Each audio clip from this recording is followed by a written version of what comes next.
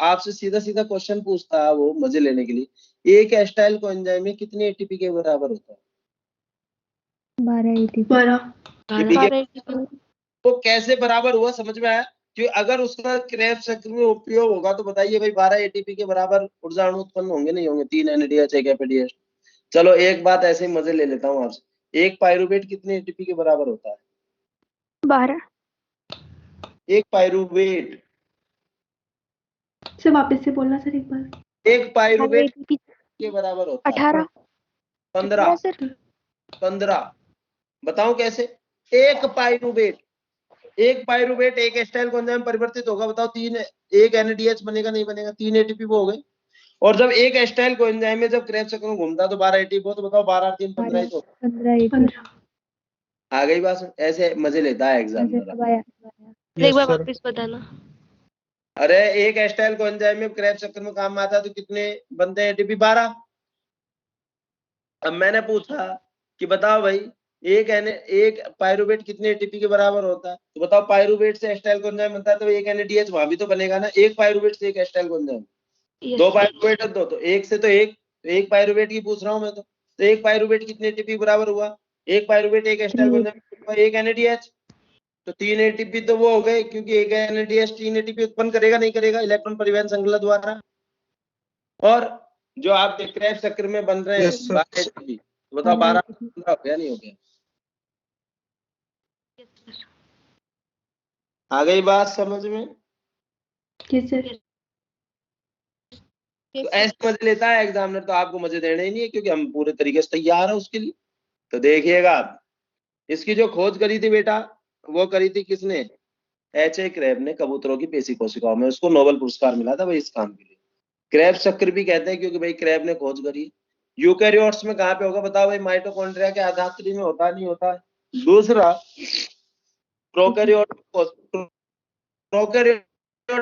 जी कोशिका में होगी नहीं होगी? बोलो हाँ। अब प्रथम बेटा देखो सिट्रिक एसिड होता है 6 कार्बन का, तो इसलिए सिट्रिक एसिड चक्र। सिट्रिक एसिड में उपस्थित है इसलिए इसको ट्राई कार्बोक्सिलिक एसिड। आ गई बात समझ में? बोलो आया ना? दूसरा एसिड का जो ग्राह्य वो कौन? ऑक्सो एसिटिक एसिड है नहीं, 4 कार्बन का अम्ल होता है भाई। और COO समूह उपस्थित है, डाइकार्बोक्सिलिक अम्ल है या नहीं? तो ऐसे ही पूछ सकते एंजाइम एसिटाइल समूह का जो ग्राही होता है क्रेब्स में, बताइए वो कौन सा? ट्राई कार्बोक्सिलिक अम्ल, मोनोकार्बोक्सिलिक अम्ल, डाइकार्बोक्सिलिक अम्ल? बताओ आप क्या कहोगे? डाइकार्बोक्सिलिक उपयोग रखना भाई, क्योंकि जानते हो आप 2 COO समूह होते हैं। अरे बार बार बता रहा हूँ यार इसका, तो बताओ है ऑक्सो एसिटिक, बताओ बार बार बताया है नहीं बताया? यस और नो? Yes sir. यही तो बताया है। ये अल्फा कार्बन होता है। अल्फा कीटो एसिड किसका है? ये एस्पार्टिक एसिड का। बात क्लियर है सबको? Yes sir. तो क्रेब्स चक्र के सभी एंजाइम बेटा देखो माइटोकॉन्ड्रिया के आधात्री में उपस्थित अपवाद सक्सिनेट HDH माइटोकॉन्ड्रिया भीतरी झिल्ली में। HDH कॉम्पिटिटिव इनहिबिशन का उदाहरण है या नहीं? प्रतिस्पर्धात्मक अवरोधन का। इसका क्रिया दर जो है सक्सिनेट या सक्सिनिक एसिड, बात एक है भाई, fumaric acid, fumarate, citric acid, citrate, है ना? तो सक्सिनिक एसिड या सक्सिनेट, और अवरोधक जो है मेलोनिक एसिड या मेलोनेट। श्वसनी विष भी कहते हैं इसको, क्योंकि श्वसन को अवरोधित कर रहा है नहीं कर रहा है। जब क्रेब्स चक्र में एक एस्टाइल कोएंजाइम का उपयोग होता है, बताओ बेटा 2 CO2 निकल रही है नहीं निकल रही? 3 NADH बनते हैं, एक FADH और एक क्रियादर स्तरीय फॉस्फोलिकरण द्वारा बनता है। अगर ज्यादा स्पष्ट पूछे तो भाई है ना कि जंतुओं में कौन GTP और पादपों सूक्ष्मजीवों में ATP, नहीं तो सीधा सीधा भाई ATP ही बोलो आप। ठीक है बेटा? तो एक NADH 3 ATP के बराबर ऊर्जा 3 ATP अणु उत्पन्न होते हैं क्रेब्स वो इलेक्ट्रॉन परिवहन श्रृंखला द्वारा। तो 9 ATP तो ये हो गए। एक FADH2 से बताइए भाई 2 ATP, तो देखो 2, और ये बताओ 12 ATP है नहीं? तो एक क्रेब्स चक्र वो एक एस्टाइल कोएंजाइम में बताइए भाई क्रेब्स चक्र के द्वारा कितने ATP अणु उत्पादित करता है? 12। या फिर आपसे सीधा पूछे एक एस्टाइल कोएंजाइम में कितने ATP के बराबर होता है? बताइए भाई 12। अच्छा मैं आपसे पूछूं, बताओ ऑक्सीश्वसन में क्रेब्स चक्र द्वारा कितने ATP बनते हैं?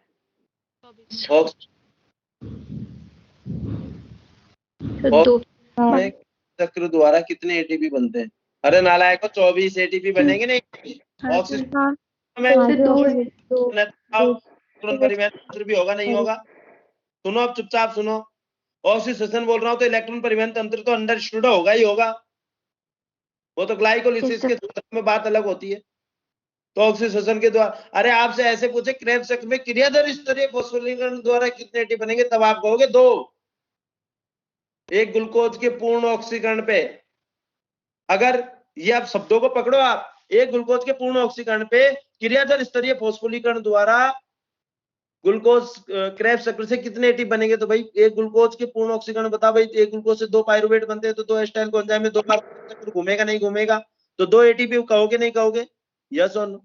अच्छा बताइए, देखो अब एक ग्लूकोज के पूर्ण ऑक्सीकरण पे, ठीक है, या एक पाइरुवेट एक एस्टाइल कोएंजाइम के उपयोग में बताइए क्रेब्स चक्र से कितने एटीपी बनते हैं, तो आप क्या कहोगे? एक ही बनता है। ये क्रियाधार स्तरीय फॉस्फोरिलीकरण सीधा सीधा पूछ रहा है, ऑक्सीडेशन में ये शब्दों को पकड़ो आप, क्लियर है? ध्यान सुनो, क्रेब्स चक्र, ऑक्सीडेशन में क्रेब्स चक्र द्वारा कितने एटीपी बनेंगे, बताओ ऑक्सीडेशन में क्या होगा? एक ग्लूकोज से 2 पाइरुवेट बने थे नहीं बने थे, बोलो हाँ या ना? और 2 पाइरुवेट से 2 एस्टाइल कोएंजाइम है, अब एक एस्टाइल कोएंजाइम में से 12, तो बताइए भाई 2 एस्टाइल कोएंजाइम में 2 बार क्रेब्स चक्र घूमेगा नहीं घूमेगा? घूमेगा। तो 24 एटीपी बन रहे नहीं बन रहे? बन रहे नहीं बन रहे? बोलो हाँ या ना? Yes sir. यस ठीक सर। है। अच्छा, आपसे अब दूसरा पूछे, बताओ भाई क्रेब्स चक्र द्वारा ग्लूकोज के पूर्ण ऑक्सीकरण पे क्रियाधार स्तरीय फॉस्फोरिलीकरण द्वारा कितने एटीपी बनेंगे? 2। बताइए एक ग्लूकोज के पूर्ण ऑक्सीकरण पे क्रेब्स चक्र द्वारा ऑक्सीकरणीय फॉस्फोरिलीकरण तो 11,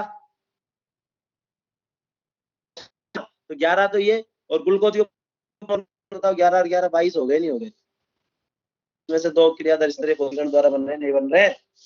यस सर। तो मैं कोई अजीब बात बोल रहा हूँ क्या? बोलो। नहीं। मैं कोई अजीब बात नहीं आप लोगों से, ये है ना, ऐसे ही तो क्वेश्चन पूछता रहा, आप कहते हैं एनसीईआरटी से आ रहा है। सर पिछले बताना 22 वाला। क्या क्या बताना है बताओ?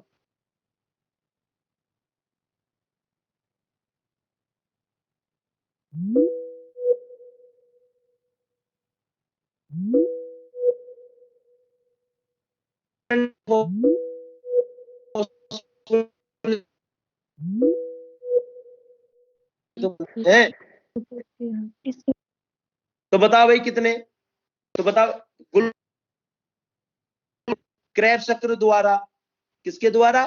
क्रेब्स चक्र नाम बोला है उसने, तो एक बार क्रेब्स चक्र घूमता तो 3 NADH, तो बताओ 2 बार घूमेगा तो कितने? 6 NADH है या नहीं है?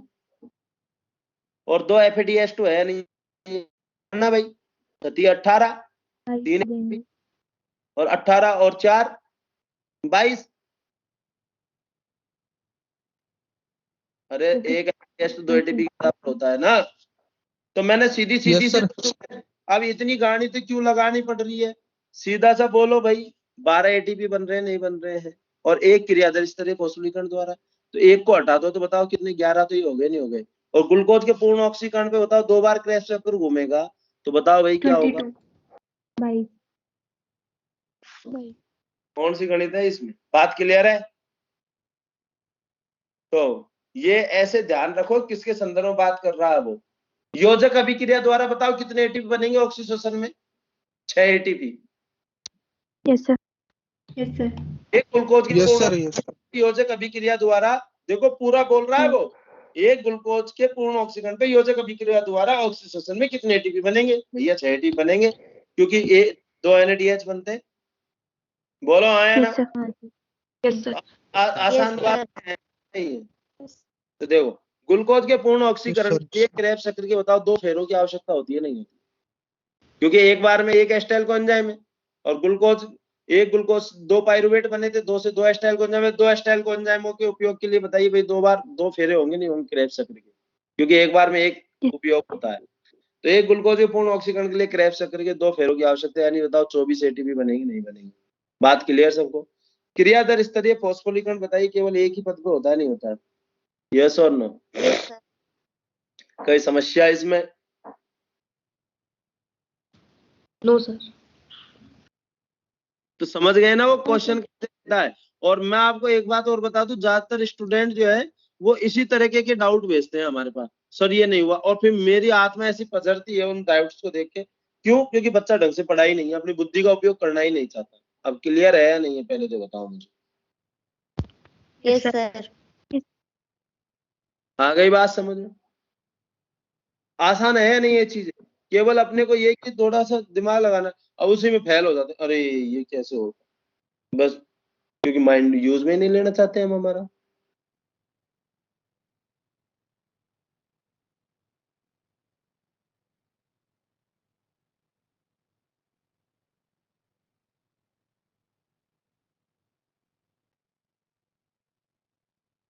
ठीक है, बोलो आया ना।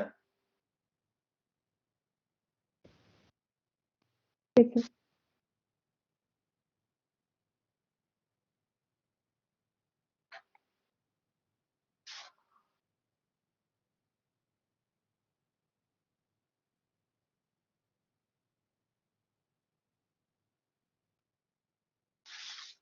देखो, आप कॉपी अपनी उल्टी करके रख दो, क्योंकि अलग अलग ध्यान दोगे ना दिक्कत होगी। केवल ध्यान से, कंसंट्रेशन से आज सुनना है।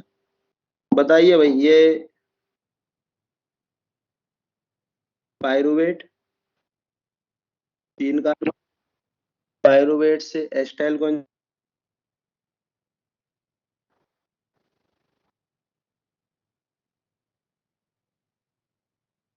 2 कार्बन, 1 CO2 निकल गई। बोलो आया ना। अब एस्टाइल को एंजाइम का जो ग्राही होता है वो क्या होता है? एस्टाइल Oxalo ठीक, क्लियर है क्या? ऑक्जेलो एसिटिक एसिड जो है 4 कार्बन 4 कार्बन का, भाई वेरी गुड, ये 4 कार्बन का है। और ये एस्टाइल ग्रुप को ग्रहण करता है, कोएंजाइम में निकलेगा। तो बताओ, बंध टूटेगा तो H2 ऐड होता नहीं होता? जब कोई भी बंध टूटता तो ये हाइड्रोजन, वो H2 की हाइड्रोलाइसिस होती है और आपका बनता है सिट्रिक एसिड। बात क्लियर है भाई? citric acid ये है सिट्रिक एसिड। ठीक, क्लियर है भाई? ये सिट्रेट बोल दो। ये 6 कार्बन का हो गया नहीं हो गया? क्योंकि 2 कार्बन इसके है, 4 कार्बन इसके। यहाँ पे जो एंजाइम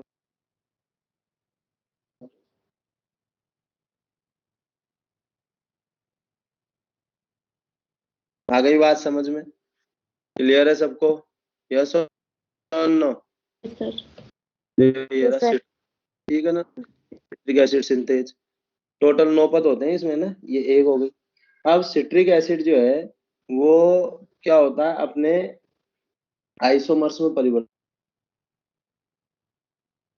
यहाँ पे आपका बनता है सिस एकोनिटिक एसिड या सिस एकोनिटेट भी बोल दो। ठीक है, क्लियर है क्या? सिस एकोनिटेट बोल दो या सिस एकोनिटिक एसिड बोल दो, 6 कार्बन का। और फिर इससे बनता है आइसोसिट्रेट। क्या बनता है भाई? आइसोसिट्रेट। isocytrate ये सिट्रेट और आइसोसिट्रेट जो है एक दूसरे से समान ही होते हैं। अब यहाँ पे क्या होता है, यहाँ पे H2 अणु निकला और फिर वापिस H2 अणु ऐड हो जाता है। तो इसको है ना, जो अब बताओ, इतना घुमा के बात हुई तो बिना मतलब क्यों कर रहा? तो इस पद को, दूसरे पद को हम 2 उप पदों में विभाजित करते हैं, 2A और 2B। बात क्लियर है सबको? आ गई बात समझ में? क्लियर? और यहाँ पे जो एंजाइम होगा वो है एकोनिटेज। आ गए? बस एक ही एंजाइम, बस अब बिना मतलब कि वो क्या, जलेबी की तरह घुमाया है इसने। इसको आयरन की आवश्यकता होती है। ठीक, क्लियर है भाई? बड़ी आसान है या नहीं है? तो ध्यान yes से, sir इन तीनों में 3 COOH समूह होते हैं भाई। आ गई बात समझ में? तो बताओ, ये ट्राई कार्बोक्सिलिक अम्ल है या नहीं? मैंने सब लिखवाया हुआ, आप चिंता। आ गई बात समझ में? यस। ट्राई कार्बोक्सिलिक एसिड्स हैं। तो एक बार पता है क्या है, अलीगढ़ मुस्लिम यूनिवर्सिटी AMU, पहले क्या सब अलग अलग होते थे ना सबके पेपर, तो AMU BHU और ये एक है ना जो अपने क्या नाम है इसका, एम्स का, इतना गजब के पेपर आते थे वाकई में। कंपटीशन ही वहां था। अब तो बिल्कुल ये रद्दी कर दिया, बिल्कुल हलवा बना दिया, इस एग्जाम की वैल्यू खत्म कर दे रहे हैं ये, है ना। एग्जाम वही होता था और बढ़िया तरीके क्वेश्चन आते थे। पता है क्या, पूछा गया और एनसीईआरटी बेस्ड ही है, और आपको ध्यान देना चाहिए क्योंकि ऐसा क्वेश्चन बन चुका है तो अब आपके आएगा ही, ऐसा क्वेश्चन आ सकता है, कोई बड़ी बात नहीं। क्या क्वेश्चन था बेटा? क्वेश्चन ये था कि बताइए क्रेब्स चक्र के निम्न में से 3 ऐसे कौन कौन से अम्ल है जिनमें 3 COOH समूह उपस्थित है। या ऐसे भी था वो क्वेश्चन कि क्रेब्स चक्र के 3 अम्लों के नाम बताइए जो 3 ट्राई कार्बोक्सिलिक अम्ल निम्न में से कौन है। तो बताओ ट्राई कार्बोक्सिलिक, सिट्रिक एसिड, सिसैकुरिक एसिड, सिट्रेट। आ गई बात? बताओ एनसीईआरटी में से ही है ना क्वेश्चन, बाहर से तो नहीं है। बोलो हाँ है ना, दिया हुआ है ना। Yes sir. फिर बाद में आपका आइसोसिट्रेट जो है उससे बनता है ऑक्जेलोसक्सिनिक एसिड या ऑक्जेलोसक्सिनेट। ऑक्जेलोसक्सिनेट वही 6 कार्बन का है अभी, और यहाँ पे आपका एंजाइम है आइसोसिट्रेट डिहाइड्रोजिनेज। तो आइसोसिट्रेट डिहाइड्रोजिनेज है तो समझ जाओ अब कहानी। NADH बनेगा। तो ये बताओ तीसरे नंबर की क्रिया, और यहाँ पे आपका बनेगा NADH, NAD पॉजिटिव से। क्लियर है भैया? अब चाहे NADH2 बोलो, NADH प्लस H प्लस बोलो, आ गई बात समझ में। अब फिर नेक्स्ट है भाई, ऑक्जेलोसक्सिनेट से बनता है आपका अल्फा कीटोग्लूटरेट। ठीक है, क्लियर है क्या? बताओ अल्फा कीटोग्लूटरेट में 5 कार्बन थे नहीं थे? Yes, sir. Alpha ketoglutarate 5 carbon का था, बताया था ना आपको अल्फा कीटोग्लूटरेट। बोलो हाँ या ना, यस और no. Sir. Yes. Carbon glutamate बताइए अल्फा कीटो अम्ल है या नहीं है? तो 5 कार्बन। तो गारंटी के साथ बताइए भाई, एक CO2 निकली है नहीं निकली है? यहाँ पे निकली है। यहाँ पे जो एंजाइम होगा उसको हम क्या कहेंगे? ऑक्जेलोसक्सिनेट डीकार्बोक्सिलेज। कोई दिक्कत?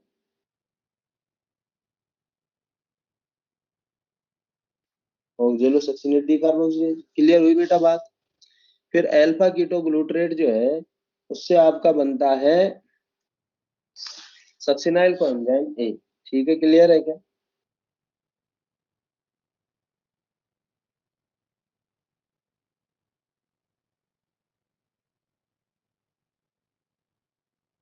सक्सिनाइल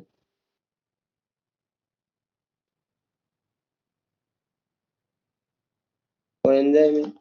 अब सक्सिनाइल कोएंजाइम में जो है वो 4 कार्बन का है। अब बताइए भाई कोएंजाइम ए ऐड हुआ नहीं हुआ, पहले तो बताओ मुझे। कोएंजाइम ऐड हुआ, ठीक, क्लियर। दूसरा 5 कार्बन, एक CO2 भी निकली है यहाँ पे, निकली है नहीं निकली है? यस और नो। और ध्यान से सुनिए भाई, यहाँ पे जो एंजाइम होगा उसका नाम है अल्फा कीटोग्लूटरेट डिहाइड्रोजिनेज।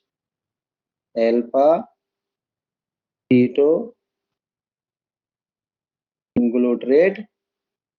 डिहाइड्रोजिनेज। अब इसमें 2 क्रियाएं होती है बेटा डिहाइड्रोजिनेज में, एक तो डीकार्बोक्सिलेज एक्टिविटी भी है और भी है। तो देखो बेटा, एक तो NADH बनेगा है ना। जहां जहां पे मैंने कहा ना आपसे डिहाइड्रोजनेज या तो NADH, FADH, FLS2 बन रहे होंगे, टूट गए। बताओ भाई, NADH बन गया, बोलो आयन। और अब बताइए डीकार्बोक्सिलेज है तो बताइए भाई इसमें TPP चाहिए नहीं चाहिए इसको? Yes sir. और मैग्नीशियम चाहिए नहीं चाहिए? यस और नो। Yes sir. देखो ये Yes, sir. है ना, इनको Mg2 प्लस ये डीकार्बोक्सिलेज, यहाँ पे TPP लिखा हुआ है नहीं लिखा हुआ? बोलो आयन। ठीक है ना, वही है ना कहानी एग्जैक्ट। तो ये देखो इसके लिए Mg चाहिए नहीं चाहिए? Mg2 प्लस है ना, यहाँ भी है। यहाँ पे TPP, बताओ डीकार्बोक्सिलेज TPP। तो ये बात क्लियर हुई सबको? सक्सिनाइल को एंजाइम में बन गया भाई। फिर बाद में सक्सिनाइल को एंजाइम में से बनता है बेटा आपका सक्सिनिक एसिड। क्या बनता है? सक्सिनिक एसिड या सक्सिनेट। और सक्सिनेट भी 4 कार्बन का है। तो अब मुझे बताइए भाई यहाँ पे क्या होगा? कोएंजाइम ए निकलेगा नहीं निकलेगा, पहले तो मुझे बताओ भाई। Yes, sir. Coenzyme yes sir. Coenzyme A निकलेगा तो बताइए H2 ऐड होगा नहीं होगा? और यहाँ पे जो होगा बेटा उस एंजाइम का नाम है सक्सिनेट सिंथेटेज या सक्सिनाइल कोएंजाइम सिंथेटेज। ठीक है, क्लियर है क्या?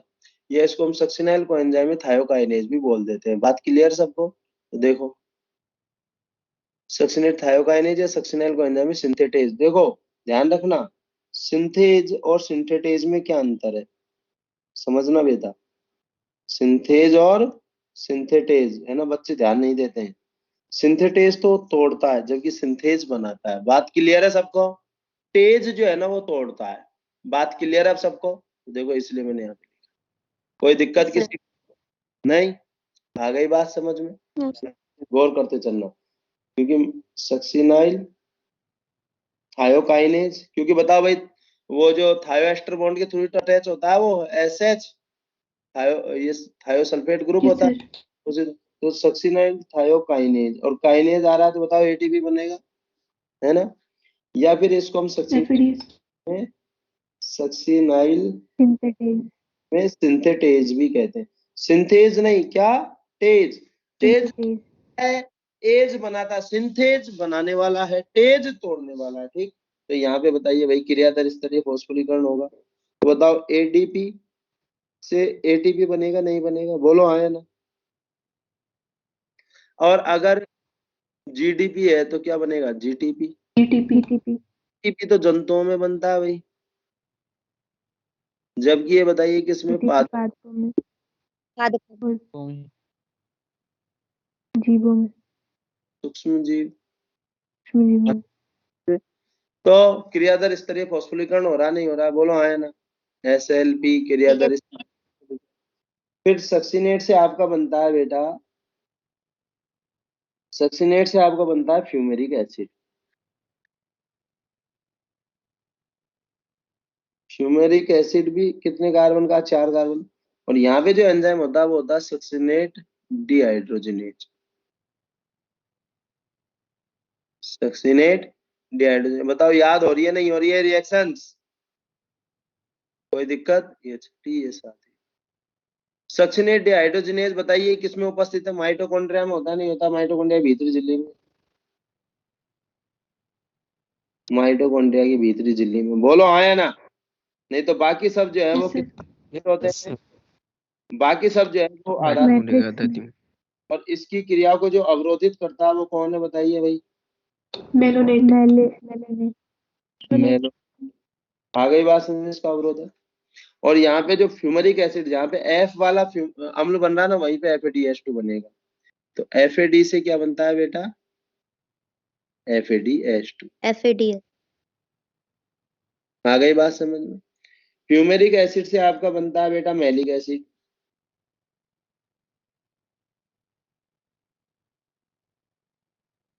तो यहाँ पे जो एंजाइम है वो है फ्यूमरेज।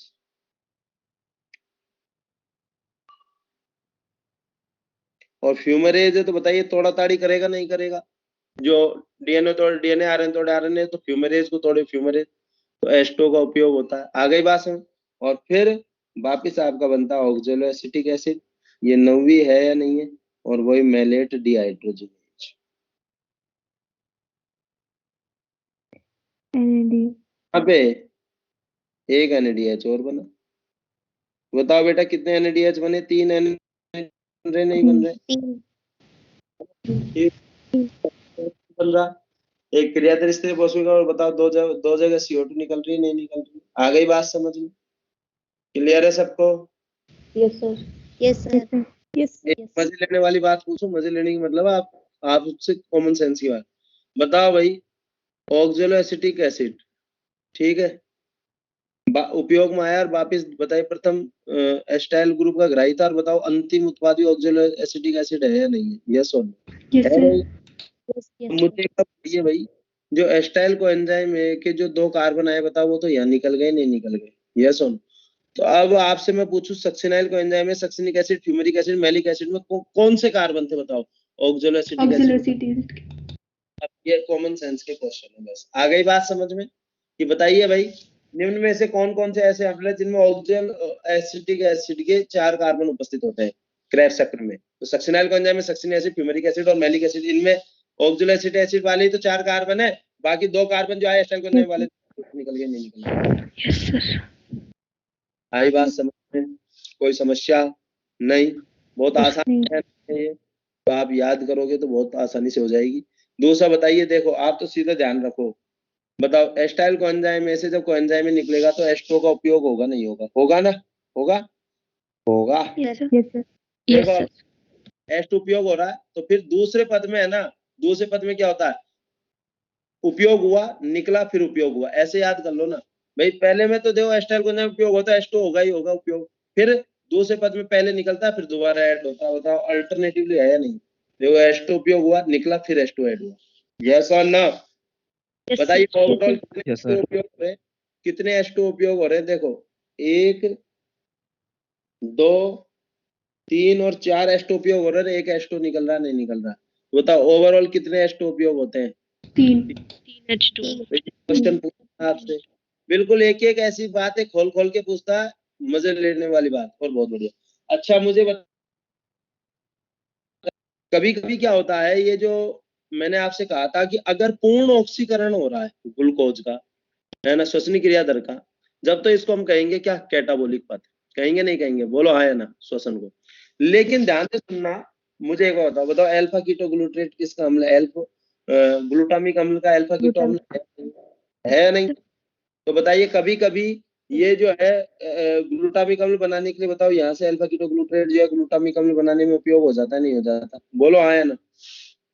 हो जाता? सर। बताओ सक्सिनाइल कोएंजाइम में मैंने आपको बताया था ना, क्लोरोफिल के जो पुरोगामी होते हैं, बताओ सक्सिनाइल कोएंजाइम है या नहीं?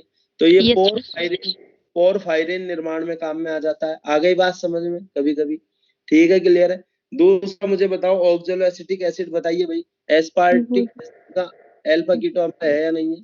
बोलो आया ना? तो कभी कभी मध्यवर्ती, दूसरा पायरुवेट, पायरुवेट बताइए एलिनिन का अल्फा कीटो एसिड है या नहीं है? किससे?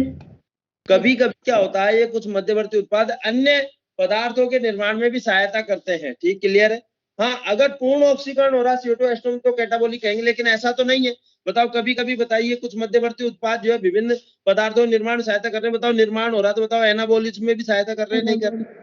तो अब हम इसको उपापचय ही ना कह के, क्योंकि भाई कभी कभी उपयोग होता है बनाने में, लेकिन सामान्यतः तो पूर्ण ऑक्सीकरण ही होता है नहीं होता है। तो अगर देखा जाए तो ना तो इसको कैटाबोलिक कह सकते हैं ना एनाबोलिक कह सकते हैं भाई पूर्णतः। कैटाबोलिक क्योंकि कभी कभी तो उपयोग होता ही है ना बनाने में, तो इसलिए हम इसको पता है क्या कहते हैं? एम्फीबोलिक पथ कहते हैं। क्या कहते हैं को? समझ में आई कहानी? तो एम्फीबोलिक पथ क्यों कहते हैं? बात क्लियर है?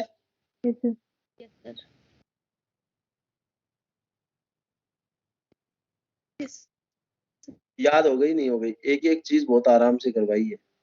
आ गई बात समझ में? Yes, sir. तो देखो भाई एस्टाइल कोएंजाइम में अगर हम क्रेब्स की बात करें, एस्टाइल कोएंजाइम में 4 H2O अणु का उपयोग हुआ है? हुआ नहीं हुआ? 4 H2O, 4 H2O का उपयोग होता है नहीं होता है? एक H2O वापिस निकल जाता है। बोलो तो ओवरऑल 3 H2O हम बोल देते हैं। इन 4 H2O 3 NADH, 3 NAD पॉजिटिव, एक FAD और एक ADP इनऑर्गेनिक फॉस्फेट, यही तो है। तो देखो फाइनली 2 CO2 निकल गई, ये आपका H2O, एक तो निकला, 3 H2O, 4 उपयोग हो रहे हैं, एक H2O निकल रहा है, तो ओवरऑल 3 H2O हम मान लेते हैं, लेकिन 4 H2O उपयोग होते हैं और एक H2O निकलता है। 3 NAD पॉजिटिव, 3 NADH, एक FAD से FADH और ATP। बोलो आया ना? बात क्लियर सब? और अगर हम ऑक्सीश्वसन की बात करें तो बताओ ऑक्सीश्वसन में बताओ पायरुवेट, पायरुवेट और यहाँ पे वही 4 H2O, क्योंकि वो लिंक रिएक्शन में तो H2O उपयोग ही नहीं हुआ था। हाँ लिंक रिएक्शन बताओ, NAD पॉजिटिव से एक NADH बनता, एक पायरुवेट उपयोग होता है।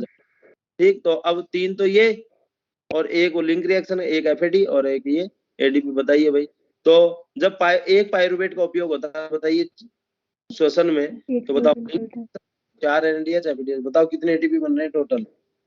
15 ATP बन रहे हैं नहीं बन रहे? Yes sir. अब आ गई बात समझ में? बोलो आया ना? अच्छा मुझे एक बार बताओ, ये एक है ना मेरे दिमाग में बात आई, प्रोकैरियोटिक कोशिका में क्या राइबोसोम झिल्ली से जुड़े हुए रहते हैं क्या? नहीं से कोशिका नहीं सर, जुड़े हुए भी रहते हैं। सुनना मेरी बात को, यूकेरियोटिक कोशिका में देखो माइटोकॉन्ड्रिया के अंदर है, लवक के अंदर है। ठीक है, क्लियर है क्या? आ गई बात समझ में? सुनो, माइटोकॉन्ड्रिया और लवक, ठीक है। दूसरा बताइए RER की झिल्ली से भी जुड़े रहते हैं नहीं जुड़े रहते हैं? बोलो आयन। और में स्वतंत्र है। जो स्त्रावी प्रोटीन एंजाइम है वो तो बताओ RER आपकी झिल्ली से जुड़े हुए राइबोसोम पे बनेगा, और जो कोशिका के अंदर रहने वाले प्रोटीन एंजाइम वो स्वतंत्र वाले बनेंगे। अब मुझे एक बार बताओ भाई, प्रोकैरियोटिक कोशिका उसमें कोशिकांग तो है नहीं, लेकिन बताओ वो मीजोजोम वगैरह होते नहीं होते? मीजोजोम। तो एक तो स्वतंत्र होते हैं और एक कोशिका झिल्ली से जुड़े रहेंगे नहीं। तो स्त्रावी प्रोटीन एंजाइम, तो क्योंकि बताओ वो जो वो कहते हैं मृतोपजीवी पोषण वगैरह, तो बताओ एंजाइम बाहर स्त्रावित करेंगे नहीं करेंगे? तो स्त्रावी प्रोटीन एंजाइम वाले जो है, जो स्त्रावी प्रोटीन एंजाइम बनेंगे वो तो झिल्ली से जुड़े हुए होंगे, और बाकी जो कोशिका वाले। आ गई बात समझ में? क्लियर है सबको? दूसरा बताइए, प्रोकैरियोटिक कोशिका में 70S राइबोसोम का आकार कितना है? आकार, अरे वो उपिकाइया नहीं पूछ रहा हूँ, 50S और 30S। आ गई बात समझ? आकार 15 से 20 नैनोमीटर, ये सब एनसीईआरटी में दी हुई है बात। अच्छा बताओ, लयन काय किसमें उपस्थित होता है, पादप या जंतु? दोनों में उपस्थित होता है। स्पेरोसोम पढ़ाता नहीं पढ़ाता? कोई भी झिल्लीबद्ध इसमें हाइड्रोलाइटिक एंजाइम में बताओ लाइसोम कहेंगे नहीं कहेंगे? तो बताओ पादप कोशिका में भी था नहीं था? लिखो कॉपी के हेड पोर्शन में बात।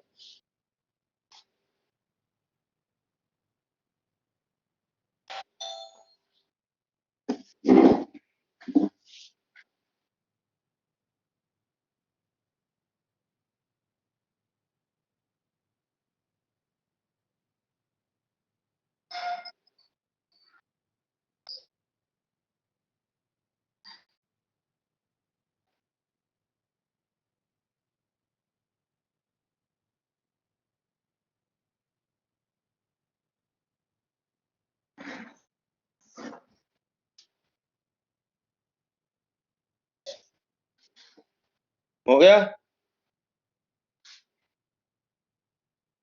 आज तो घना कोहरा छा रहा है भाई सुबह, मतलब बहुत सालों बाद में देखा, मतलब मुझे कोहरा छाया,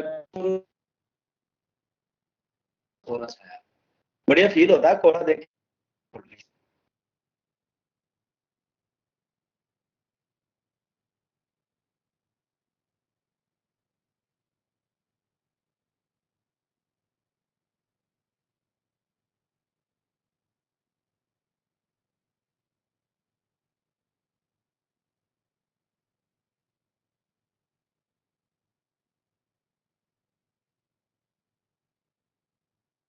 यार इसको हमें उपयोगी बनाना है, ये साइक्लो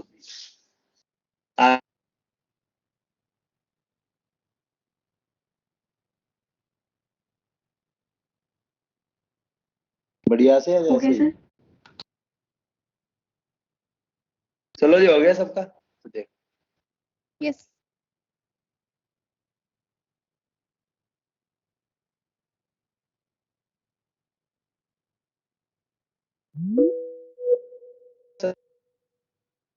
सिट्रिक एसिड, सिसैकोनिटिक एसिड और आइसोसिट्रिक एसिड। क्लियर है सबको? अब बताओ, ऑक्सीजन से दो पायरुवेट ग्लूकोज में 6 कार्बन थे, बताओ 2 पायरुवेट बने भाई ग्लाइकोलाइसिस के द्वारा। तो बताओ, अगर ऑक्सीजन हो रहा है तो क्रेब्स माइटोकॉन्ड्रियम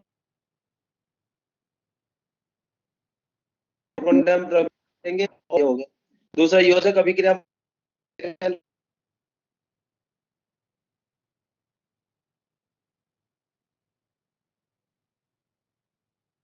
एटीपी बनता है, तो बताओ 2 बार घूमेगा, तो बताइए भाई। आ गई बात समझ में? 6 ने 2 एटीपी, और बताओ एक बार में 2 CO2 4 CO2। देखो ग्लूकोज के चारों का 6 कार्बन देखो निकल गए, नहीं निकल गए CO2? तो पूर्ण ऑक्सीकरण पे, तो ऑक्सीजन में ग्लूकोज के पूर्ण ऑक्सीकरण पे कितने एटीपी बनते हैं? तो देखो भाई, 6 और 2 8 तो ये हो रहे हैं, बोलो है ना, क्योंकि 2 NADH श्वसन में वो ऑक्सीकरण फॉस्फोरीकरण द्वारा 6 NADH एटीपी बनाएंगे नहीं बनाएंगे? तो 6 और 2 8, और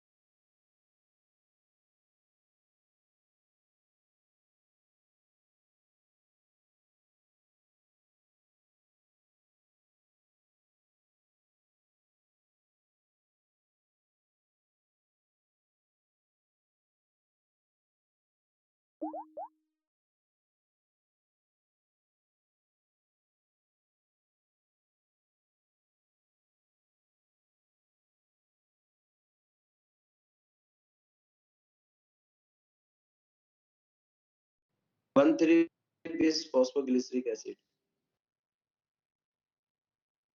40। Very 38। Good. 1,3-bis phosphoglyceric acid अगर सीधे उपयोग होगा तो सीधे कितने बनेंगे? 40 बनेंगे। नहीं बनेंगे क्योंकि ऊपर जो 2 माइनस करने पड़े वो नहीं करेंगे, क्योंकि यहीं से तो एटीपी बनना शुरू हुए थे। बोलो आया ना? Yes, sir. अगर सपोज कर 40 नहीं 40 नहीं है, 2 उपयोग में आते तो 40 बनते हैं ना सर भाई। 2 के उपयोग पे बन रहे हैं ना 40 तो भाई। 2 बनते तो 2 बनते हैं तब जाके नहीं बन रहे। तो एक उपयोग में आ रहा तो 20 ही तो बनेंगे। बोलो आया ना? अरे कुछ लोग बोल नहीं रहे नालायक Yes, हो। sir. समझ Yes, में आ रही है नहीं? यस सर, जो NADH बना है सर वो भी तो नहीं बनेगा फिर सर 3 ATP। बिल्कुल यही मैं बात पूछना चाह रहा हूँ, क्योंकि 1,3-बिसफॉस्फोग्लिसरिक एसिड जो बनता है तो उससे पहले ही बताइए क्या बन जाता है? NADH. बन जाता है नहीं बन जाता है? यस तो वो सर। NADH जो बन रहा है वो करो 3. तो बताइए कितने? 17 ही तो बनेंगे, क्योंकि एक बिसफॉस्फोग्लिक एसिड से 3 PGA, 3 PGA से 1 ATP बना। बोलो आया ना? दूसरा 3 PGA से 2 PGA, 2 PGA से 2 PEP। यस और नो? पायरुवेट और पायरुवेट से एक बताइए 1 ATP यहाँ पे बन रहा है। वेरी गुड बेटा, जिसने भी ये दिमाग लगाया ना बहुत अच्छी बात है। और फिर बताइए 15 ATP यहाँ पे बनते नहीं बनते? 17 ही तो बनेंगे। बोलो आया ना? Yes, sir. आ गई समझ में? क्लियर है सबको? लगा लोगे ऐसे बुद्धि?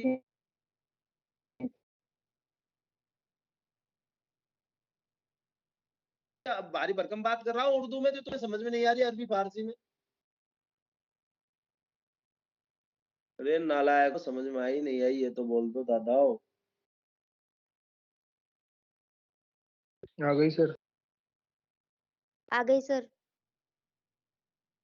मतलब कहने पे बोल रहे हैं क्या? समझ में नहीं आई क्या किसी को? अरे जिसको नहीं आई वो बोलो। जिसने करी शर्म उसके फूटे करम। तो शर्म मत कर, क्या है तो बोलो। ये धीरज उपाध्याय बहुत देर से बोल रहा था लेकिन अब नहीं बोल रहा। चलो जी, जिसको नहीं है वो अपने आप पूछ लेगा। तो बात क्लियर है भाई सबको? यस और नो? Yes sir. तो श्वसन में बताइए भाई, फॉस्फोरिलीकरण जो है 2 प्रकार का होता है, नहीं होता है श्वसन में। वैसे तो ओवरऑल 3 प्रकार का होता है भाई फॉस्फोरिलीकरण। कौन कौन सा होता है? एक तो प्रकाश फॉस्फोरिलीकरण जो कि प्रकाश होता है या नहीं है? अन्य फॉस्फोरिलीकरण। एक होता है क्रियाधार स्तरीय फॉस्फोरिलीकरण और एक होता है ऑक्सीकरणीय फॉस्फोरिलीकरण। अगर अभिक्रिया के दौरान और अगर माइटोकॉन्ड्रिया की इलेक्ट्रॉन परिवहन श्रृंखला की सहायता से एटीपी बनते हैं NADH FADH2 से, तो उसको बोलते हैं हम ऑक्सीकरणीय फॉस्फोरिलीकरण। बात क्लियर हुई सबको? यस और नो? तो देख, ऑक्सीकरणीय फॉस्फोरिलीकरण वो क्रियाधार स्तरीय फॉस्फोरिलीकरण द्वारा बताइए कितने एटीपी बनते हैं? तो ग्लाइकोलाइसिस में बताइए भाई, जब एक ग्लूकोज के पूर्ण ऑक्सीकरण की बात हो रही है, एक ग्लूकोज के पूर्ण ऑक्सीकरण की बात, बताओ ग्लाइकोलाइसिस में 2 एटीपी बनते हैं नहीं बनते हैं? क्योंकि 4 बनते हैं ना, उनमें 2 तो काम में आ जाते हैं। और क्रेब्स चक्र में बताओ, एक चक्र में एक तो 2 बताइए, 2 चक्र होंगे, 2 तो बताओ क्रियाधार स्तरीय फॉस्फोरिलीकरण द्वारा 4 एटीपी बनते हैं नहीं बनते ग्लूकोज के पूर्ण ऑक्सीकरण पे? यस और नो? Yes sir. ऑक्सीकरणीय फॉस्फोरिलीकरण का NADH और FADH2 से ETS की सहायता से बताइए एटीपी निर्माण होता है नहीं होता? अब वो कैसे बनता है? वही रसोपरासरणी परिकल्पना पढ़ी थी नहीं पढ़ी थी? जब यस सर। NADH FADH2 से इलेक्ट्रॉन परिवहन तंत्र में इलेक्ट्रॉन स्थानांतरित होता है, तो आधात्री से अंतर्जलीय अवकाश में हाइड्रोजन आयनों का स्थानांतरण होता है। अब जब वो हाइड्रोजन आयनों की सांद्रता कहाँ बढ़ जाती है? अंतर्जलीय अवकाश में, तो वापिस वो F0 F1 ATPase के द्वारा कहाँ पे आते हैं? आधात्री में आते हैं। F0 F1 ATPase जो वो प्रोटॉन वाहक बल है उसकी ऊर्जा या प्रोटॉन की जो सांद्रता प्रवणता है उसकी ऊर्जा का उपयोग करके एटीपी बनाता है। वही रसोपरासरणी परिकल्पना वाली बात क्लियर है सबको? एस सच कोई बहुत बड़ी भारी बात नहीं है। तो देखिए भाई, NADS से जब NAD पॉजिटिव कन्वर्ट हो रहा है, तो बताइए इलेक्ट्रॉन निकल रहे हैं नहीं निकल रहे बेटा? इलेक्ट्रॉन किस रूप में निकलता है? मैं बार बार इस बात को कहता चल रहा हूँ, हाइड्राइड आयन के रूप में निकलता है। कोई दिक्कत किसी को? तो इलेक्ट्रॉन जो है इलेक्ट्रॉन परिवहन श्रृंखला में जाता है। अंतिम इलेक्ट्रॉन ग्राही कौन है बेटा? O2। O2 H2 में कन्वर्ट होगा, ठीक है। और बताओ भाई 3 एटीपी बनेगी नहीं? अब कैसे बनेंगे वो हम अभी बात करेंगे। और FADH2 से जब जाते हैं तो 2 ही एटीपी बनते हैं। कोई दिक्कत किसी को नहीं ना? No sir. ये लड़कों की क्या काम लगी? क्या हो गया यार, नालायकों? कुछ बोल ही नहीं रहे हो तुम लोग, ऐसे शिफ्ट होके बैठे रहते हो। अशोक यादव कुछ बोल ही नहीं रहा। गलत बात है या नहीं? अरे नाराजगी छा गई, क्या बात है भाई तुम्हें? नाराज वाराज तो नहीं हो तुम? नहीं है सर। ये तो यार तुम बताओ बोल नहीं रहे हो, मेरे कहने से कान बिल्कुल बेचैन हो रहे हैं। तुम लोगों की आवाज सुन रहे हो भाई, एक भी लड़का हाँ ही नहीं कर रहा। क्या बात है? सर्दी वर्दी ज्यादा लग रही है तुम्हें?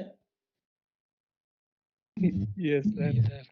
ये धीरज उपाध्याय क्लास में है नहीं है, या केवल क्लास ज्वाइन करके छोड़ रखी है सर्दी इसने? लग कोई साइकोलॉजी का गेम है पूरा। ये देख, एक्टिंग बाज अंगूठा ऊपर कर रहा है। चलो जी, बात ग्लाइकोलाइसिस बताओ बेटा, 2 NADH बन रहे नहीं बन रहे? लिंक रिएक्शन में बताइए भाई, एक पायरुवेट से एंजाइम बनता है, तो एक NADH तो बताओ बेटा, 2 बनेगी नहीं बनेगी? और क्रेब्स चक्र में बताइए भाई, 6 NADH और 2 FADH2 बताओ 34 एटीपी बनते हैं नहीं बनते? तो एक ग्लूकोज के पूर्ण ऑक्सीकरण पे बताइए बेटा, क्रियाधार स्थलीय फॉस्फोरिलीकरण द्वारा तो 4 एटीपी बनते हैं और ऑक्सीकरणीय फॉस्फोरिलीकरण द्वारा 34 एटीपी बनते हैं। अब कैसे बनते हैं वो बताएंगे। मैं यार तुम्हें एक बार बताऊं, इलेक्ट्रॉन परिवहन तंत्र या ऑक्सीकरणीय फॉस्फोरिलीकरण, मुझे तो एक बार बता दो सीधा सा, ये माइटोकॉन्ड्रिया की भीतरी झिल्ली है या नहीं है? यस और नो? बोलो है ना, भीतरी झिल्ली है ना? Yes sir. तो काम की बात है सीधी सी। अच्छा बताइए, वो रिडक्शन पोटेंशियल बताया था ना मैंने, अपचयन विभव, इलेक्ट्रॉन Yes, sir. ग्रहण की क्षमता, बोलो है ना, इलेक्ट्रॉन ग्रहण करने की क्षमता। यस और नो बेटा? Yes sir. इसी को NCERT में क्या बोल रखा है? रेडॉक्स पोटेंशियल, है ना? लेकिन आपको रिडक्शन पोटेंशियल से ध्यान रखना, ठीक है भाई? ये बात क्लियर है बेटा सबको? तो बताइए, यस सर। जो इलेक्ट्रॉन वाहक होंगे वो बताइए बढ़ते हुए अपचयन विभव के क्रम में उपस्थित होंगे नहीं होंगे? यानी इलेक्ट्रॉन ग्रहण करने की क्षमता ज्यादा होगी नहीं होगी? बोलो हाँ या ना? बोलो बोलो। Yes, sir. Yes sir. अब आप यस सर। इलेक्ट्रॉन ग्रहण करने अच्छा मुझे एक बार बताओ बेटा, जिसके पास बहुत ज्यादा इलेक्ट्रॉन होंगे और उच्च ऊर्जा कक्षा में होंगे, बताओ उसके पास ऊर्जा ज्यादा है या नहीं है? Yes. अब दान कौन देगा? दान कौन देगा? जिसके पास भरपूर पैसा है वो, या फिर जो बेचारे बिल्कुल खाने को दाने नहीं है वो देगा दान? कौन देगा दान? जिसके पास भरपूर जिसके पैसा है। उसके बाद एक बार बताओ, इलेक्ट्रॉन का दान, इलेक्ट्रॉन का भिखारी कौन है? अपचायक कारक है या नहीं? रिडक्शन विभव, रिडक्शन पोटेंशियल, बोलो है ना? जिसका रिडक्शन पोटेंशियल ज्यादा उसकी इलेक्ट्रॉन ग्रहण करने की क्षमता ज्यादा, यानी इलेक्ट्रॉन का भिखारी है ना वो। यस और नो, बोलो है ना? Yes, sir. Yes, sir. Yes, sir. ठीक है भाई, यानी इलेक्ट्रॉन ग्रहण करने की क्षमता ज्यादा है। और जो इलेक्ट्रॉन देगा, जिसका बताइए रिडक्शन पोटेंशियल कम है, वो इलेक्ट्रॉन का दातार है या नहीं है? दानदाता है या नहीं है? बोलो यस और no. Yes, sir. Yes sir. Yes, sir. जिसके पास इलेक्ट्रॉन का दान दातार है तो ऊर्जा ज्यादा है नहीं, क्योंकि इलेक्ट्रॉन के रूप में तो ऊर्जा मुक्त कर रहा है वो अपनी, तभी तो Yes, ग्राउंड sir. आएगा। तो बताओ, जिसका जो इलेक्ट्रॉन ग्रहण करता है, आ गई बात समझ में? जिसका अपचयन विभव ज्यादा है, बताइए उसका ऊर्जा लेवल बहुत कम है नहीं, क्योंकि इलेक्ट्रॉन का भिखारी है, तो इलेक्ट्रॉन भिखारी है तो ऊर्जा कम है नहीं, मुक्त ऊर्जा उसमें, बोलो आया ना? हाँ सर। Yes, sir. सबको तो सीधी सी कहानी है यहाँ पे। बताइए भाई, ये रिडक्शन पोटेंशियल जिसका ज्यादा होगा, बताइए उसको ऑक्सीकरणीय कारक कहेंगे, अपचयन कारक कहेंगे? अरे सामने वाले का क्या करता है, ऑक्सीकरणीय कारक होगा नहीं? Oxygen. तो बताइए भाई, रिडक्शन पोटेंशियल बढ़ते क्रम में है या नहीं है? Yes, sir.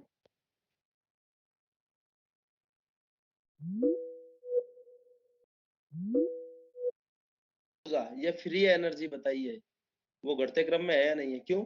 ऊर्जा मुक्त किसके रूप में होगी बताइए भाई? इलेक्ट्रॉन के रूप में। ATP.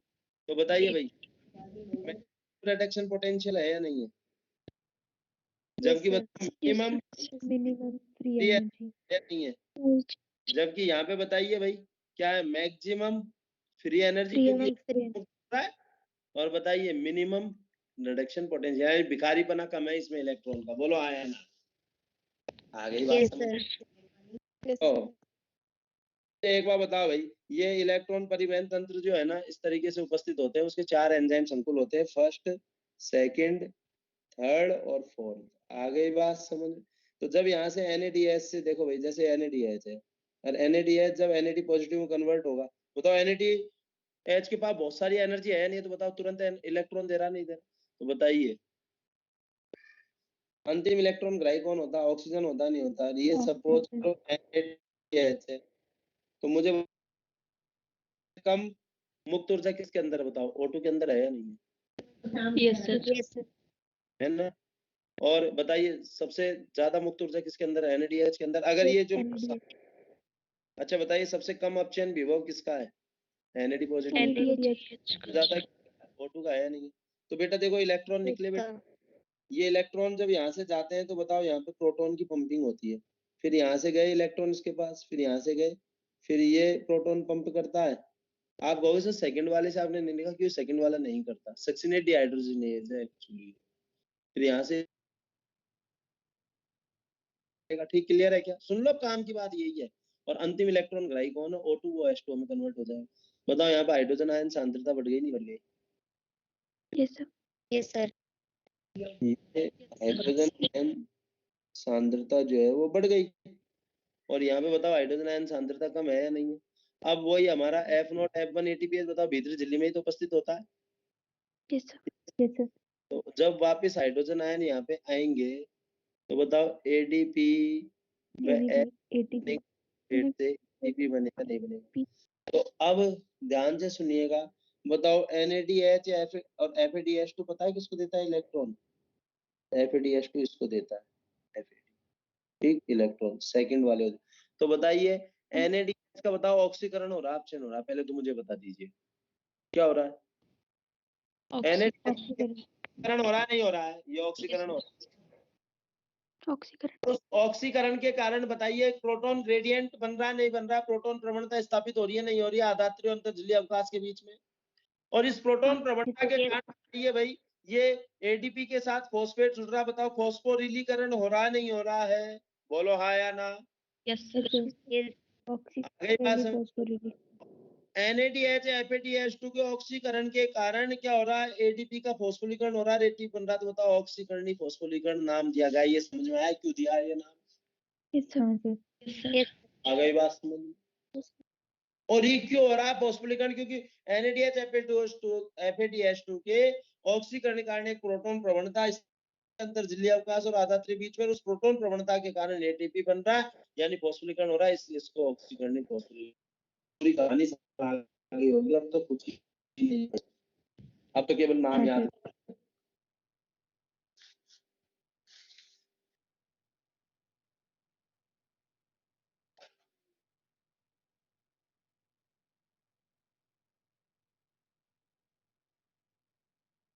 तो प्रोकैरियोट में सब कुछ कोशिका द्रव्य में होता है। और मैंने आपसे कहा था, बताओ प्रोकैरियोट्स का माइटोकॉन्ड्रिया किसको कहते हैं हम? मीजोसोम मीजोसोम को। बताओ पूरी कहानी। मीजोसोम। मैंने आपसे कहा था मीजोसोम में इलेक्ट्रॉन परिवहन श्रृंखला होती है। परिवहन श्रृंखला होती है। कैसे? तो देखो श्वसन में सहायक बताया था ना। तो देखो स्थल यूकैरियोट्स में तो बेटा क्या होगा, इनर माइटोकॉन्ड्रियल मेम्ब्रेन, यानी अब मैं ना तो आप समझ जाना बेटा, इनर माइटोकॉन्ड्रियल मेम्ब्रेन है ना, माइटोकॉन्ड्रिया भीतरी झिल्ली, और प्रोकैरियोट से बताया झिल्ली, और मैंने स्पेशली मेसोसोम बता गया सबको। अब इलेक्ट्रॉन परिवहन क्षेत्र में अगर हम बात करें तो बताइए एक उपापचयी पथ है या नहीं? एक तरीके से उपापचयी पथ है बेटा। प्रोडक्शन रेडॉक्स रिएक्शन भी हो रही है, नहीं हो रही?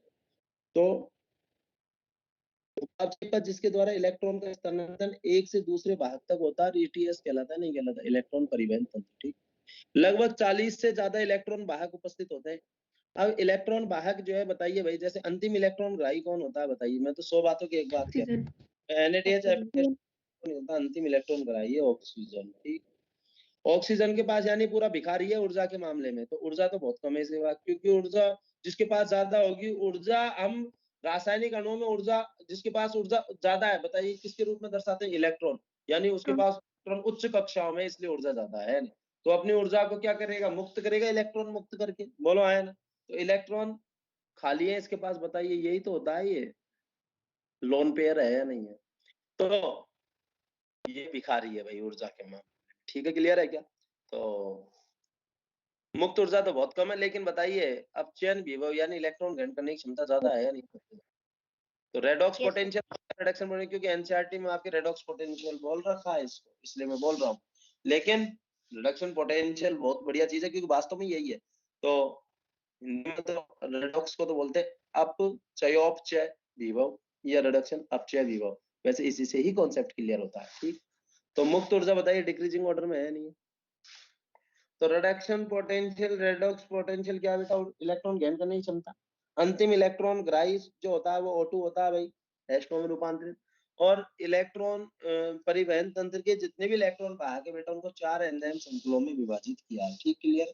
यहाँ पे जितनी बात लिखी हुई है वो सारी इंपॉर्टेंट है। बात क्लियर है सबको? आपको सीधा सीधा याद होना चाहिए। आ गई बात समझ में? देखो मैं आपको एक बार एनसीईआरटी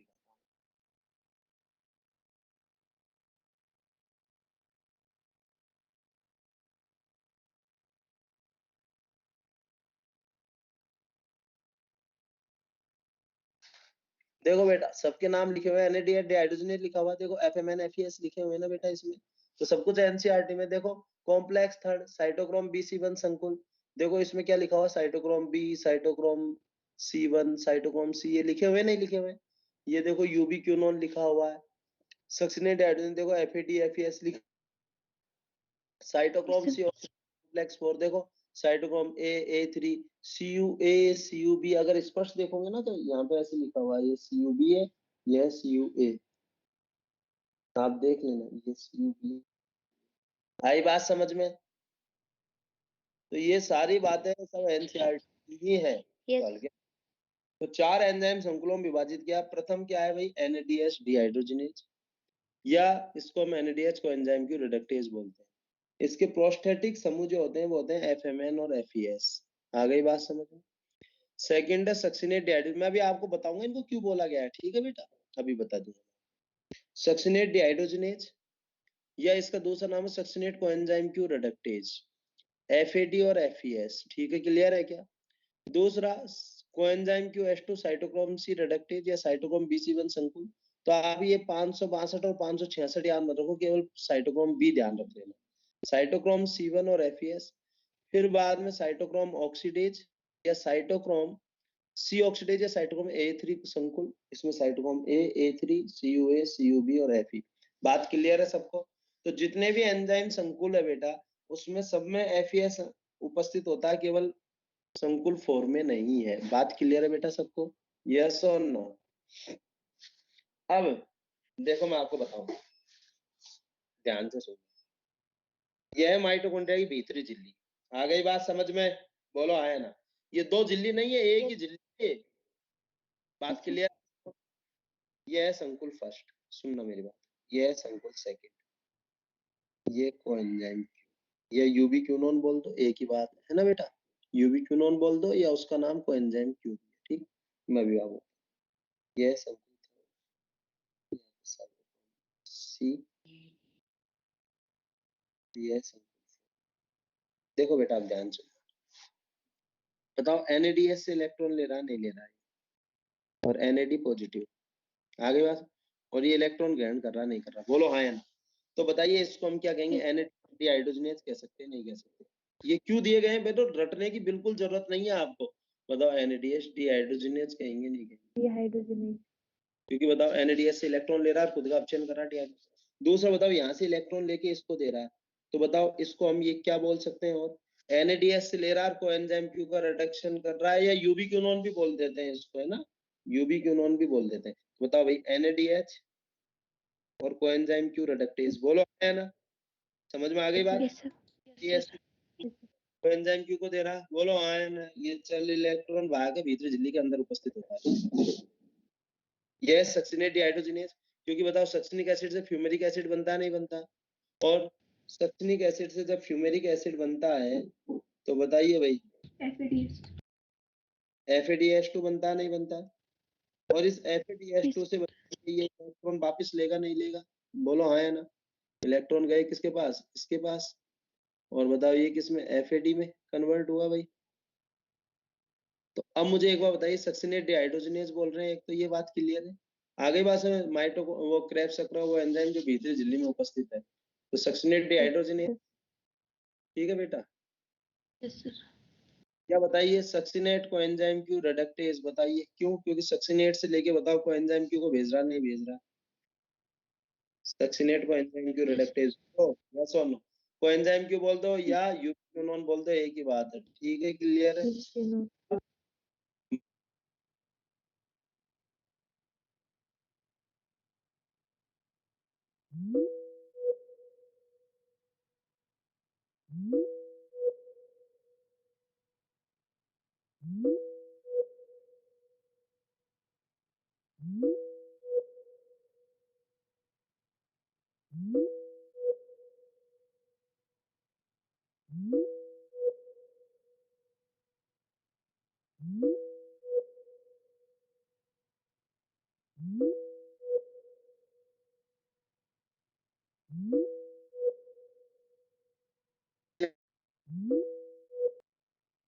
की बाहरी सतह की ओर उपस्थित होता है, ठीक? तो मुझे एक बार बताओ भाई, ये यहाँ से इलेक्ट्रॉन ले रहा, बताओ साइटोक्रोम का ऑक्सीडेशन कर रहा नहीं कर रहा? तो साइटोक्रोम ऑक्सीडेशन, ठीक है, ये साइटोक्रोम A3 संकुल। अब आ गई बात समझ में, नाम क्यों रखें?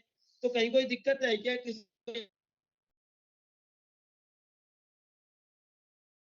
क्यों नाम रखे? तो अगर आपको ये पता है, वैसे ही पता चल जाएगा आपको, कोई दिक्कत नहीं।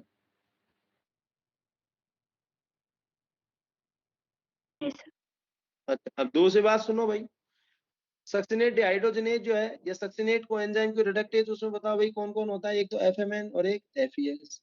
दूसरा संकुल फर्स्ट में, सेकंड में सक्सिनेट डिहाइड्रोजनेज बताओ भाई FAD और FES। संकुल थर्ड में Yes. बताओ भाई साइटोक्रोम B है, साइटोक्रोम C है, आ गई बात समझ में? और FES। दूसरा संकुल 4 में बताइए भाई साइटोक्रोम A3 और कॉपर CUA, 2 कॉपर केंद्र होते हैं भाई, आ गई बात? और आयरन। बोलो कहाँ दिक्कत है इसमें? कोई समस्या है क्या? यस और नो? याद हो गया सबको? Yes sir. Yes sir.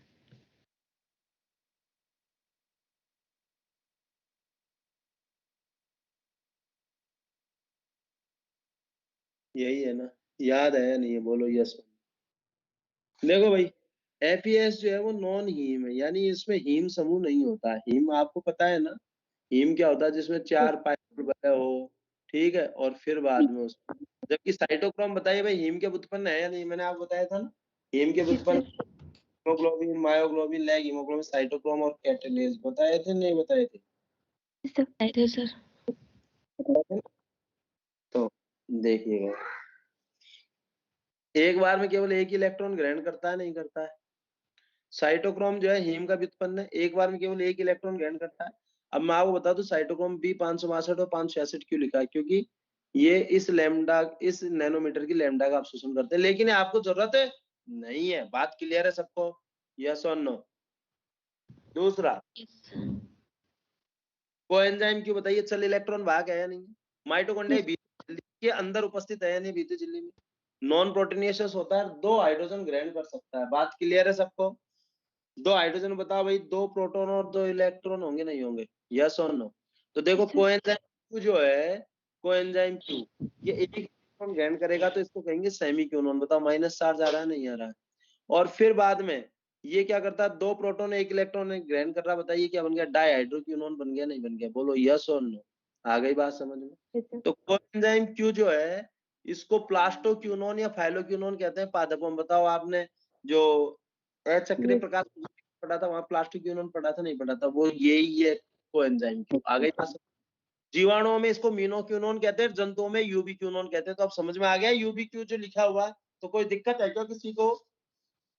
No sir. नहीं नो सर। सर। ने जब प्रकाश कौशलिकन पढ़ा था तो वहां पे भी ये लिखा हुआ था। बताओ यूबीक्यू, यूबी लिखा हुआ था यूबीक्यू, और बता वो प्लास्टो क्यू, वो लिखा हुआ था प्लास्टोक्यूनोन, और बताओ नहीं लिखा था H2।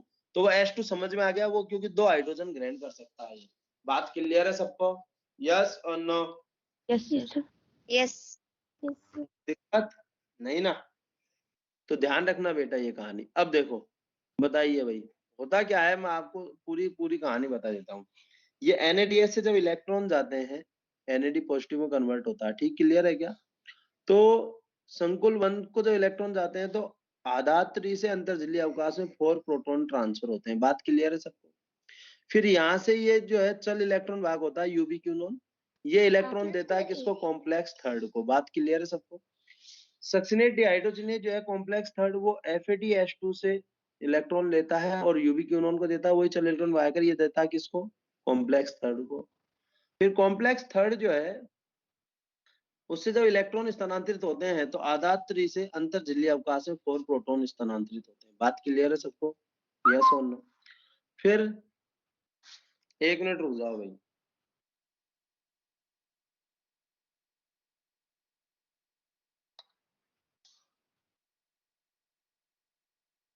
फिर बाद में कॉम्प्लेक्स थर्ड से जो इलेक्ट्रॉन स्थानांतरित करता है कॉम्प्लेक्स 4 पे, वो है बेटा साइटोक्रोम सी। चल इलेक्ट्रॉन बताइए किधर की तरह उपस्थित है बेटा? भीतरी झिल्ली की बाहरी सतह की ओर उपस्थित है। आ गई बात? कॉम्प्लेक्स फोर्स से जो इलेक्ट्रॉन जाते हैं वो फाइनल इलेक्ट्रॉन कौन ग्रहण करता है? O2, और फाइनली H2 में परिवर्तित होता है। अब सुनना मेरी बात को, हकीकत जो है वो तो मैं आपको समझा दूं, क्योंकि NCERT में 3 साल पहले गलत था ये डायग्राम, फिर इसमें कुछ सुधार हुआ, बड़ी खुशी हुई हमें कि चलो सही कर दे, लेकिन उसमें फिर इनने कुचल्ले कर दिए। क्या करे कुचल्ले? सुनना मेरी बात। अरे एक NADH से जब इलेक्ट्रॉन जाते हैं तो बताइए भाई, इलेक्ट्रॉन NADH से कॉम्प्लेक्स फर्स्ट को जाएंगे, फिर थर्ड को, फिर फोर्थ को, तो बताओ कितने? 4 4 8 और 2 10 प्रोटॉन ट्रांसफर होते नहीं होते? पहले सही कहानी सुन लो, फिर गलत बता दूंगा। जब FADH2 से जाते हैं तो बताइए FADH2 से जाएगा जब, बताइए भाई, कॉम्प्लेक्स सेकंड से फिर थर्ड के पास और फिर फोर्थ के पास, बताइए भाई कितने? 6 प्रोटॉन ट्रांसफर होते हैं नहीं होते हैं? बोलो हाँ या ना? Yes sir. आई बात समझ? ठीक। अब आपकी NCERT ने क्या करा है? बट फिर ब्लंडर मिस्टेक कर रखा है। बताऊं क्या? देखो ध्यान से। देखो देखो देखो देखो देखो, ये NADH से साहब प्रोटॉन गए, ये 4 तो यहाँ गए, ठीक। इसको है ना जो अपनी सहूलियत जो है ना फर्स्ट और सेकंड के बीच में घुसा दी, गलत है यार ये। और अब ये क्या करते हैं जो गूगल वाले ना, वो भी ऐसे ही शो कर देते हैं डायग्राम। जबकि ये गलत है। मैं आपको बता दूं, आप सही पढ़ोगे, फर्स्ट ईयर में जाते ही पढ़ोगे। तो बताओ यहाँ पे क्या है, ये सक्सेनेट से इलेक्ट्रॉन गए, देखो फिर इसके पास घुस दिए, और ये लो भाई 2, ठीक है, चलो भाई 4 प्रोटॉन निकाल दिए, ठीक है, निकाल दिए भाई।